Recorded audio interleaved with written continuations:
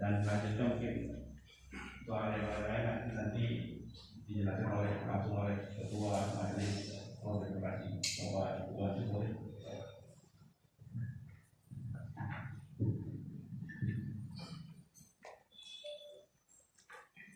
Selamat siang kawan-kawan wartawan, kawan-kawan media. Perkenalkan, saya adalah Iwan Sumule, Ketua Majelis Jaringan Aktivis Pro Demokrasi atau PRODEM. Maksud daripada kami mengundang kawan-kawan media di tempat ini berkaitan dengan tantangan saudara Luhut Binsar Panjaitan kepada siapa saja yang ingin berdebat dalam persoalan utang negara, maka dipersilakan untuk siapapun dia akan menghadapinya.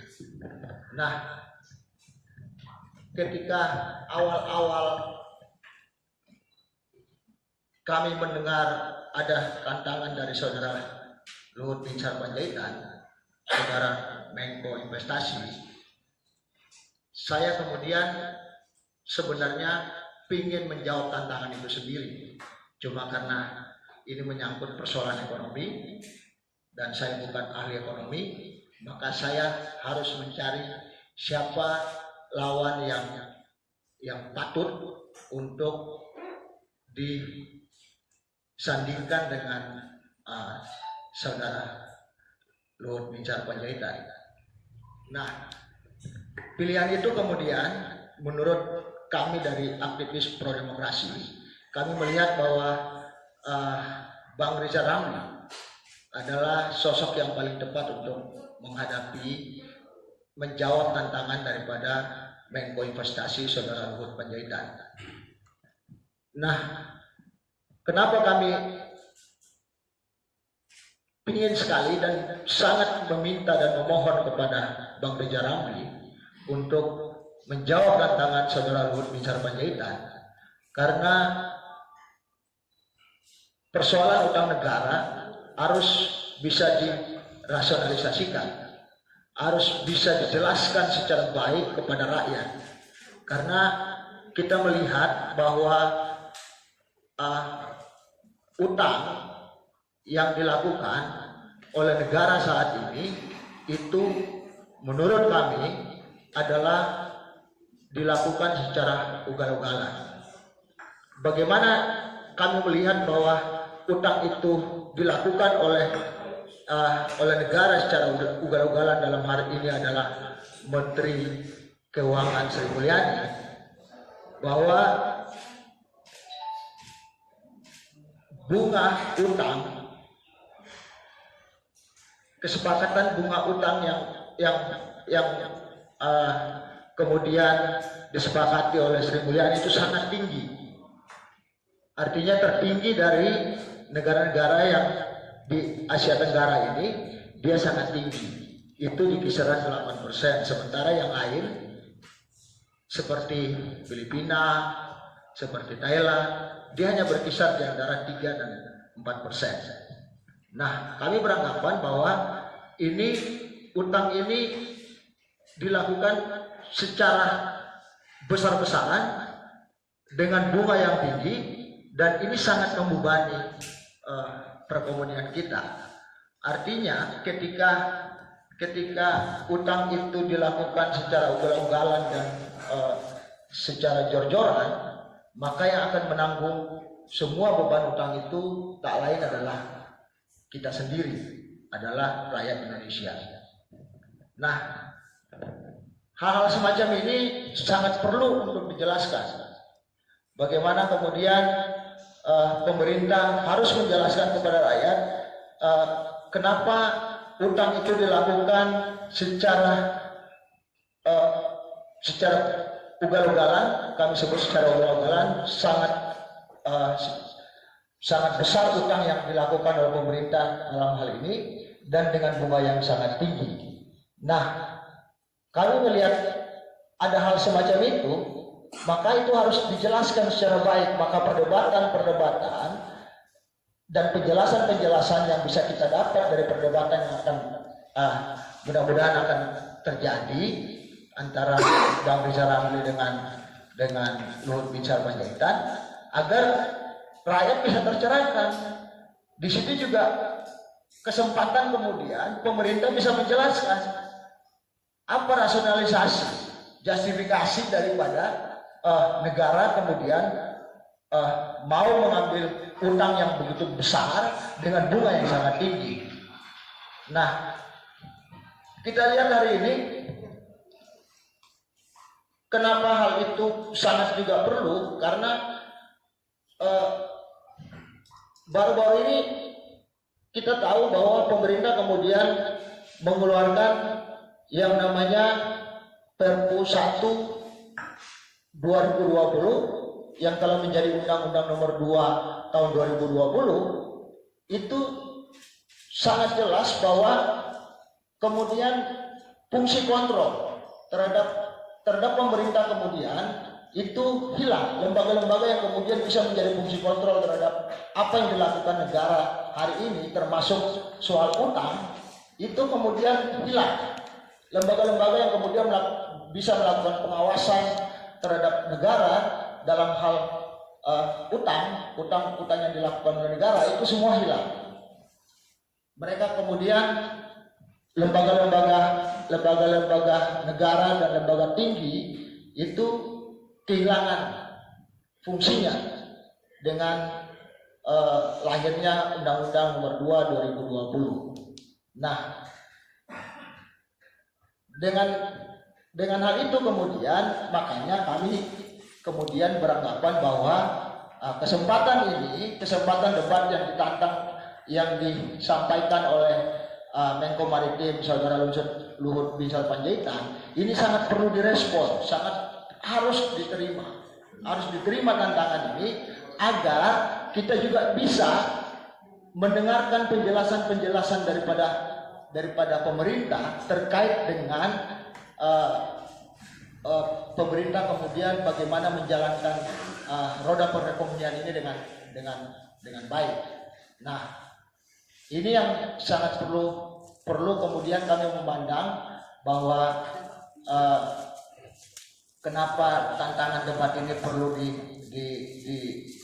diterima oleh Bang Rizal Ramli, dan kami saya dan kawan-kawan kemudian datang secara khusus untuk menjumpai Bang Rizal Ramli secara khusus. Itu bukan hanya satu kali, karena Bang Rizal kemudian beranggapan bahwa seperti yang disampaikan oleh Mas Adi, bahwa sebenarnya tidak mau berdebat dengan Luhut Binsar Panjaitan. Nah, saya tanya alasannya kenapa, tapi Bang Rizal hanya bilang awalnya bahwa Bang Rizal bilang itu tidak perlu diladeni. Nah, mungkin saya berpikir saat itu bahwa mungkin gak level kali, bahwa Luhut Binsar Panjaitan mau dijadikan lawan debat daripada Bang Rizal. Makanya Bang Rizal kemudian kami usulkan bagaimana kalau kemudian kita tambah satu orang untuk bantu Luhut Panjaitan, yaitu Sri Mulyani, sekaligus agar bisa juga membantu Luhut Binsar Panjaitan ini dalam debat dengan Bang Rizal Ramli. Jadi Bang Rizal Ramli ini sendiri aja. Jadi biar ada perimbangan sedikit lah. Nah, kalau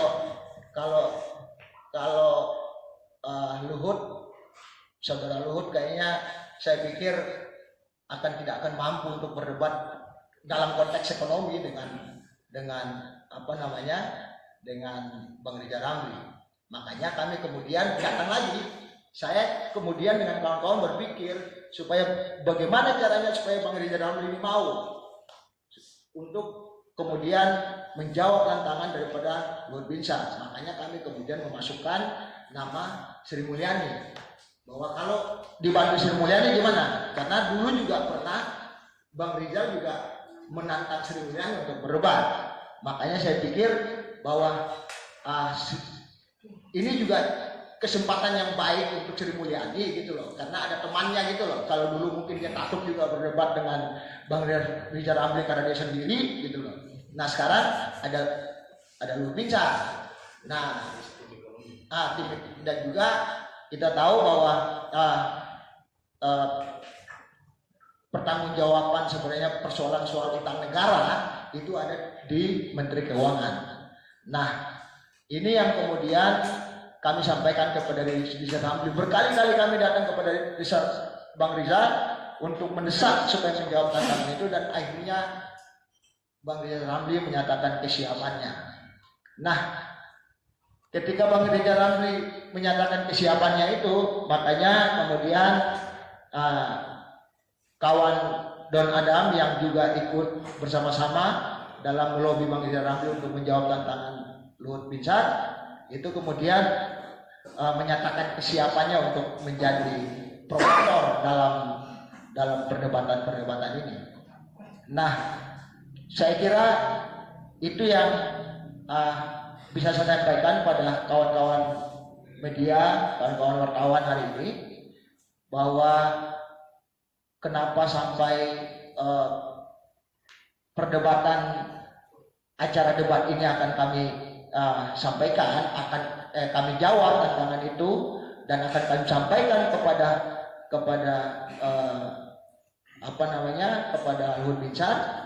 Kalau kami tidak bisa bertelepon, mungkin kami akan menyuratin beliau gitu loh, bahwa ya kami siap menjawab tantangan itu, dan Bang Rizal Ramli sudah siap, dan akan kami sampaikan. Mungkin kalau dia tidak bisa dihubungi via telepon, karena ketika ada yang menjawab juga awalnya soal bersedia menjawab tantangan itu terus diminta teleponnya, tapi sampai hari ini kan belum ada terjadi perdebatan acara debat itu. Nah, saya pikir itu saja yang bisa disampaikan kepada kawan-kawan media. Semoga acara debat antara Luhut Binsar Panjaitan plus kalau bersedia si Sri Mulyani sebagai Menteri Keuangan akan berdebat. Kita bikin acara debatnya dengan Bang Rizal Ramli. Saya pikir itu saja. Semoga perdebatan itu juga terjadi dan bisa menjadi pencerahan bagi kita dan menjelaskan sejelas-jelasnya. Dan saya pikir inilah kesempatan kemudian pemerintah bisa menjelaskan sejelas-jelasnya bagaimana kemudian kenapa kemudian negara bisa berhutang begitu banyak dengan bunga yang sangat tinggi. Saya pikir itu saja yang bisa saya sampaikan kepada kawan-kawan, dan terima kasih atas kehadiran kawan-kawan semua. Saya ucapkan terima kasih. Selamat siang. Ya, terima kasih Bang Iwan Muleh. Sekarang saya lepas pertanyaan kepada teman-teman.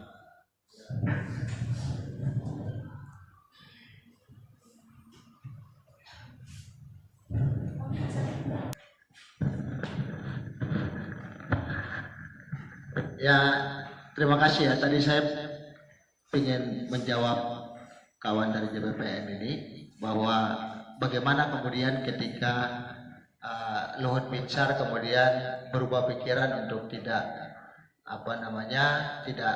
lagi menyatakan bahwa tidak ingin berdebat lagi. Nah, saya pikir itu langkah yang sangat bodoh. Ketika dia sudah mengeluarkan tantangan, seharusnya kesempatan ini ketika ada yang menjawab tantangan itu seharusnya dihadapi, sehingga ini adalah kesempatan bagi Luhut Binsar dan juga bagi pemerintah Jokowi hari ini untuk bisa menjelaskan kepada rakyat soal bagaimana strategi ekonomi yang saat ini dipersiapkan oleh pemerintah Jokowi dalam menghadapi persoalan-persoalan ekonomi yang hari ini kemudian muncul akibat COVID-19. Nah, saya pikir kalau Menko Maritim ini tidak berubah pikiran kemudian dan tidak mau melakukan debat, saya pikir itu juga membuktikan bahwa ya ini soal isi kepala. Jadi kalau isi kepalanya kosong, ya mungkin dia akan berubah pikiran. Itu sama aja dengan tong. Kalau tong itu dia bunyinya nyari, kalau dia kosong. Kalau penuh sih dia tidak akan bunyi keras gitu. Iya, jadi saya pikir itu yang paling apa namanya, yang kesempatan yang harus diambil oleh Luhut. Saudara Luhut ini harus mengambil kesempatan ini ketika ada yang menjawab tantangan, dan juga kepada tim-tim ekonomi pemerintahan Jokowi, karena ini kesempatan dia untuk menjawab itu. Jadi saya pikir itu yang harus dilakukan. Artinya sekaligus membuktikan bahwa isi kepala dari Luhut Binsar ini berisi, gitu loh. Dan juga bisa membuktikan bahwa strategi pemerintah hari ini, pemerintahan Jokowi hari ini itu punya strategi gitu untuk keluar dari persoalan-persoalan ekonomi yang dihadapi hari ini. Bagaimana kita tahu kemudian pertumbuhan ekonomi kita yang betul-betul bukan lagi meroket, tapi kemudian dia terjun bebas. Nah, ini suatu hal yang kebalikan, yang kemudian padahal saya dulunya berpikir bahwa tim ekonomi Jokowi ini, apalagi di periode kedua ini, orangnya hebat-hebat. Tapi ternyata bahwa janji-janji bahwa mampu memperbaiki kondisi ekonomi hari ini ternyata tidak terbukti ya sampai hari ini. Artinya bahwa pertumbuhan ekonomi kemudian sesuai dengan yang mereka prediksi hari ini, gitu loh. Artinya terjun sampai ke tingkat 2%, hanya 2% lebih. Yang dulu bagaimana kemudian kita bisa mencapai pertumbuhan ekonomi yang dulu diimpikan bisa sampai 7% itu, gitu loh. Artinya hari ini kita pemerintah harus kemudian menggunakan kesempatan ini. Sebenarnya bagi saya berpikir bahwa pemerintah benar-benar harus memanfaatkan kesempatan. Ketika tidak kesempatan, artinya akan mempertegas bahwa memang pemerintahan Jokowi tidak punya strategi yang baik untuk bisa meningkatkan atau keluar dari persoalan ekonomi hari ini. Dan juga memang ya yang tadi saya bilang bahwa juga mempertegas bahwa isi kepala mereka itu tim ekonomi ini kayaknya kosong, gitu loh. Artinya mungkin ya isi kepala mungkin beratnya nggak nyampe 1 ons juga kali. Itu yang mungkin saya ingin sampaikan. Kalau memang jadi terkait dengan itu, kami akan menyurati dengan ada legitimasi dari Bang Rijal Ramli, sekaligus memperkuat surat kami nanti. Kalau kami tidak bisa menghubungi secara by phone untuk meminta kesiapan ini, kami akan usaha dalam 1-2 hari ini. Kalau memang kami tidak mampu, tidak bisa mendapat jawaban dari Luhut, nah kami akan suratin dia. Kita akan mempertegas dengan surat kita akan antar sendiri ke tempat dia untuk memastikan bahwa surat kita itu diterima oleh saudara Luhut. Dan juga kami akan menyampaikan juga kepada Sri Mulyani juga, supaya ya kami sangat berharap, kami aktivis pro demokrasi sudah sangat berusaha untuk mendesak Bang Rijal Ramli untuk mau menerima tantangan, dan hari ini kami sudah punya jawabannya. Dan mestinya Saudara Luhut itu tidak boleh mundur lagi. Saya pikir itu. Terima kasih, Mas.